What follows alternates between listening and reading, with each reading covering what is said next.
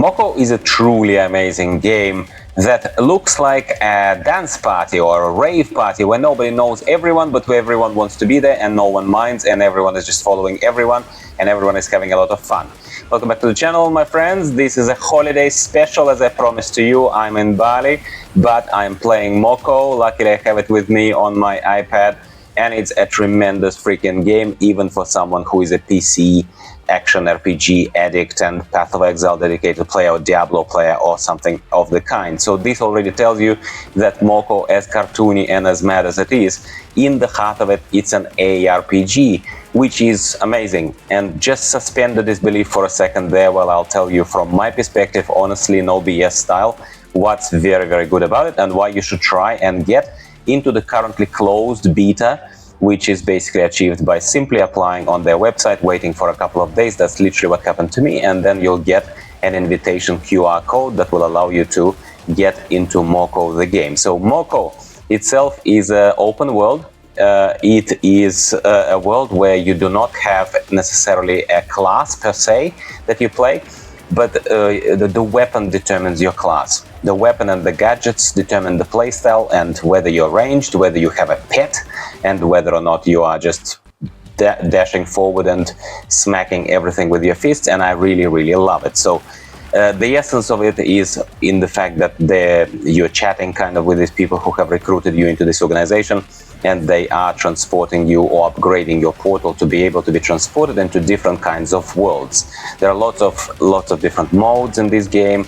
You can just go specifically boss hunting, fight big bosses with small groups of players, like you're randomly match made with a group of 4, let's say, and then you go and mash that boss. Or you are just literally exploring that little open world. Open world is a big kind of word, especially when we look at it as PC players, someone who played Path of Exile or someone who played Diablo more than Path of Exile. Path of Exile is more like maps. Well, here it's also maps. It's a map. It's not really an open world. It's open world in terms of that different players who have similar missions to you, they load into the same map. That's why it's an open world. So you come across other players of different levels. They will help you, you will help them. There are emojis, you can communicate pretty quickly. The interface is really, really slick. Supercell is really, really good at this. Now I know it from Brawl Stars, because Supercell, the creators of Moco, are the ones who created Brawl Stars. So it's really, really, really fantastic. Now, speaking about the weapons, let's get to the crux of it. There are lots of weapons in the game. I'm just going to say 60, but I'm gonna probably lie, maybe a little bit fewer. But there are weapons, there are gadgets, there are passive powers, so there are basically loadouts. That is what your build is. There are lots of builds. There are optimal builds, suboptimal builds. I started exploring my own. I started researching and kind of watching videos from other creators who have a lot more time than I do on my hands, even on holidays, believe it or not. But wonderful selection that makes you feel powerful. First of all, you get a baseball bat basically, and that baseball bat is not, spoiler alert, the best weapon in the game, but it certainly makes you feel powerful enough, and it's fun to push those enemies away, decimating small ones immediately and just kind of doing a lot of damage to the bigger ones.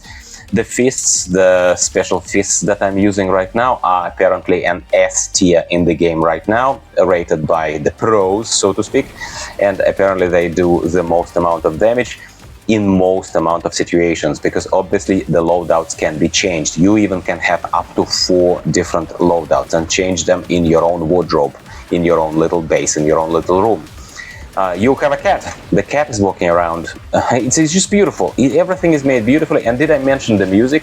Well, when I said to you that it's like a disco party or like a rave party, one main thing of this is the music. And I normally don't care about the music when I play Path of Exile, when I play World of Warcraft, when I play anything. I turn off music. It distracts me. But here, it's an essential part of having the fun, because it's not like you're chatting with anyone or stopping and doing anything. You are just following the biggest crowd, and as soon as the battle hits up, the music hits up as well. It's really organically built into the experience, and I simply, like, it may not be your jam, quite literally, but it is very much my jam. I love this style of music. I just freaking love it, man. Gadgets and a variety of passive powers, they are just exactly what it says on the tin.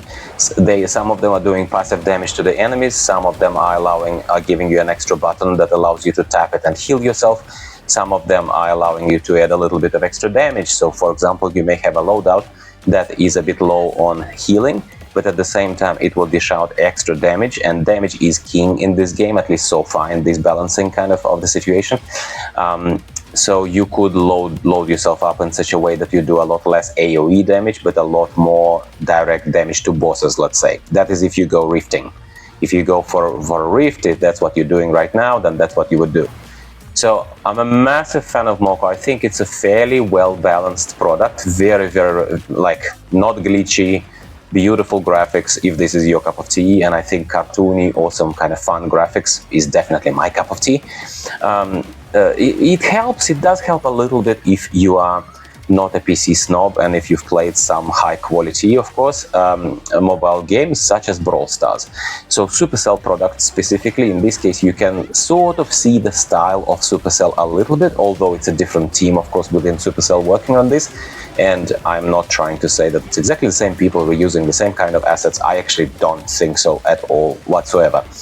What do I love about it? I love the lightness about it. I love the fun about it. I love the fact that you can jump into the game and start having fun immediately. I love that there are no ads. I love that cosmetics are there just to monetize the game. So if you want to look very differently, you can give them a little bit of your cash and they will give you something that will make you look different. And that's how they will monetize the game. They will not add any other kinds of monetization into the game. At the very least, that's the official stance of the developers, which I very much respect, and I think that will welcome a lot more players into the game. The game has just launched. It's been off to an amazing start. Apparently, they've already made like over $1 million in the first from cosmetics over the first very, very short period of time, like 2 weeks or something. And the amount of people in the game is growing. So at the moment, even in this closed kind of beta, it's not like there is a shortage of players, or you will ever feel like you're alone on a map and there is a tough boss and you just have to keep dying and dying and dying. So there will be always people who will help you out.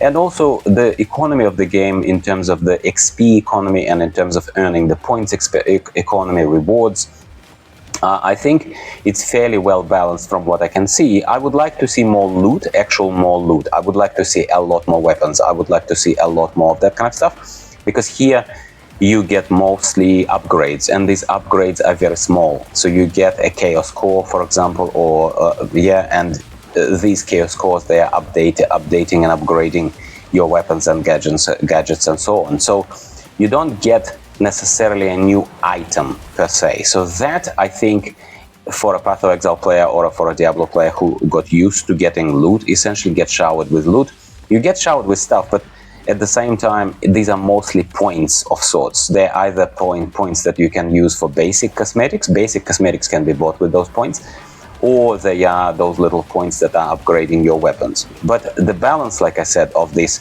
economy, kind of quote-unquote economy, of making sure that you are getting the bang for your buck, investment of time pays off with a lot of fun, visceral gameplay, as well as you getting something out of it. You got an upgrade for your favorite weapon or something else. I do think that this game delivers, 100% delivers. So that's what I'm doing on holidays, my friends. I hope you're having a good time over there. Haven't forgotten about you, hence this little check-in, even with this very, very crude editing. If you have watched all of it, the whole video, man, you're special. I really appreciate you. Please give the video a like so that more people can see it, and come back for a little bit of Moco. Why not? While I'm on holidays, which is another almost 2 weeks, I will definitely be updating you with my favorite build. How about that? I will talk to you more specifically about my favorite Moco build next time. Thank you for watching, and I'll talk to you next time.